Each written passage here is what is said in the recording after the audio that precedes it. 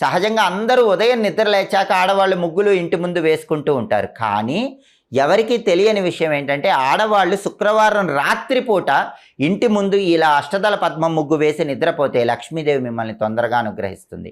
అలాగే ప్రతి పౌర్ణమికి లక్ష్మీదేవి భూలోక సంచారం చేయటానికి వస్తుంది. కాబట్టి పౌర్ణమి రోజు రాత్రి సమయంలో మీ ఇంటి ముందు ముగ్గు ఉండేలాగా చూసుకోండి. ఏ ఇంటి ముందైతే పౌర్ణమి రోజు రాత్రిపూట ముగ్గు ఉంటుందో ఆ ఇంట్లోకి లక్ష్మీదేవి సులభంగా ప్రవేశిస్తుంది, స్థిరలక్ష్మి అనుగ్రహిస్తుంది. అలాగే వారానికి ఒకసారి ఆడవాళ్ళ ఇంటి గుమ్మం ముందు ఆవ నూనెతో దీపం వెలిగించి ఆ తర్వాత నిద్రపోండి.